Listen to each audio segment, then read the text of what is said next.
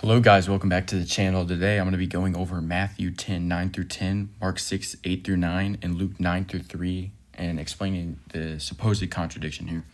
Now, these verses are most commonly used by Muslims to show that there's contradictions in the Bible. It's pretty easy to explain, and it really evolves around two important Greek words you need to focus on, and that's katome and ero, and how the different authors use these words. Now, Matthew 10, 9 through 10 says, "Acquire no gold or silver or copper for your belts, no bag for your journey, or 2 tunics, or sandals, or a staff, for the laborer deserves his food." Mark 6, 8 through 9 says, "He charged them to take nothing for their journey except a staff, no bread, no bag, no money in their belt, but to wear sandals and not put on 2 tunics." And Luke 9 through 3 says, "And he said to them, Take nothing for your journey, no staff, nor bag, nor bread, nor money, and do not have 2 tunics." Now, obviously, at face value, it seems like Luke is contradicting Mark and Matthew because he's saying to bring no staff, while Mark and Matthew tell you to bring a staff.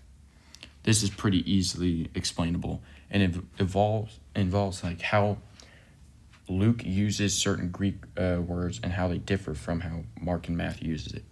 So firstly, Luke uses katome different than Matthew. Matthew uses katome to mean acquire or procure, right?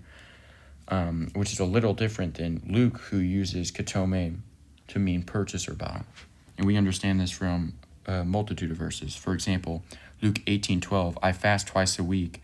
I give or pay tithes," katome, purchase or buy, right? Acts 1:18, "Now this man acquired," katome, "a field with the reward of his wickedness." This is talking about how when Judas got the money and they used the money to buy the field, right? Using it to mean purchase. Acts 8:20, "But Peter said to him, May your silver perish with you, because you thought you could obtain the gift of God with money." Here, he uses katome in the sense of to mean purchase. Obviously, the English Standard Version isn't perfectly translating that. It translates as obtain. But katome is here being used meant in the sense of being bought or purchased, and that's pretty obvious with the context, right?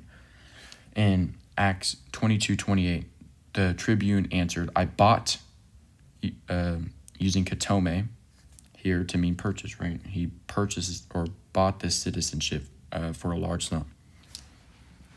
Now, so we already understand that Matthew and Luke use katome a little bit differently. Now, getting into the word that Luke actually uses in Luke 9:3, which is ero.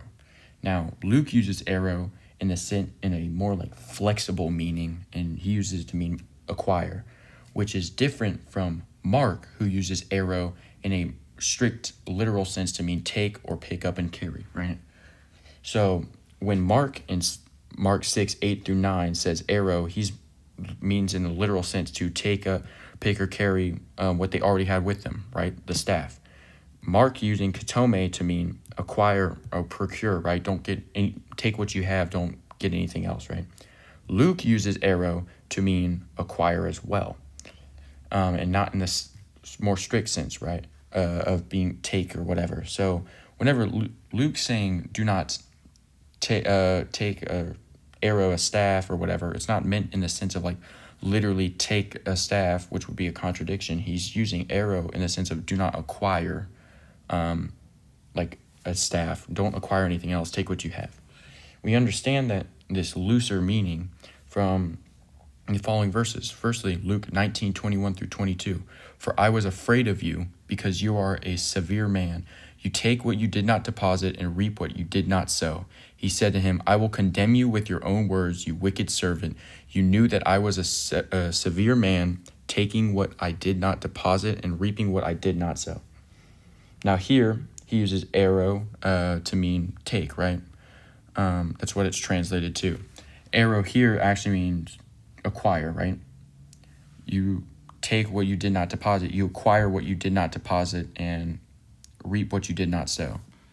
And we understand this because if this is being used in a figurative context, the severe man's not literally taking what he did not deposit, because there's nothing physically there. It can't mean arrow in the figurative, in a literal sense, right? That's why we can't use it like the same way Mark uses arrow. We understand it to be more flexible, which means acquire, including figurative. Now, this doesn't mean that he doesn't use it in a literal sense. Sometimes he does, like in Luke 5:24, it says, I say to you, rise, pick up your bed, and go home. You pick up using arrow. He did physically pick it up. So it is a mixture. And we also have Luke 11:52, for you have taken away the key of knowledge. Once again, using it in that more figurative sense, flexible sense, meaning acquire, because you can't, if you take arrow like Mark does, and it means to literally take or pick up or carry, you can't take knowledge like in that sense. It's being used here in like a non-physical way, right? More figurative. So because of that, we understand that Luke's meaning of arrow is more flexible. It's meant in like acquire, right? It doesn't literally mean take or carry like Mark uses it. Now, Mark uses arrow to mean take literally, as I said before, and we see this from a couple of verses, like Mark 2:9, rise, take up your bed and walk. The paralytic literally took up his bed and walked. Mark 6:29, they came and took his body, literally took his body. Mark 11:23, right, be taken up and thrown in the sea, right, uses arrow here to literally refer to taking up and throwing this mountain in the sea, and that they would literally be able to do that if they didn't have any doubt in their heart, right? So it's a little bit different than how Luke uses it, because Luke includes it in figurative and like non-physical things, right? Now, how does this help us understand this verse? Well, we understand now that Matthew uses katome in the actual sense of meaning acquire, procure, right? So Matthew 10:9-10, he's saying not to acquire or procure anymore, right? Mark 6:8-9, Mark's using arrow in the sense to literally take or pick up and carry, right? So he said, once again, Jesus is telling him not to get anything else or whatever, take what you have. Now Luke, in Luke 9:3, is using arrow in his more flexible sense to mean acquire, right? So it's not Luke using it the same way as Mark in the sense of literally don't take anything, right? He's using it in the sense to don't acquire or procure or get anything else. Don't get another staff, don't acquire another staff, don't acquire another sandals, etc. Take what you have. And that's how we understand that this is not a contradiction. Thank you so much for watching. My TikTok is @BugLovesAll. I'm live on TikTok. My lives start at 10 to 10:30 a.m. Central Standard Time, Monday through Friday.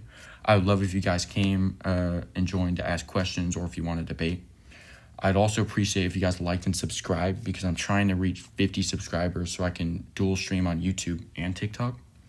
Jesus is King. Ave Christus Rex. Thank you guys so much for watching. See ya.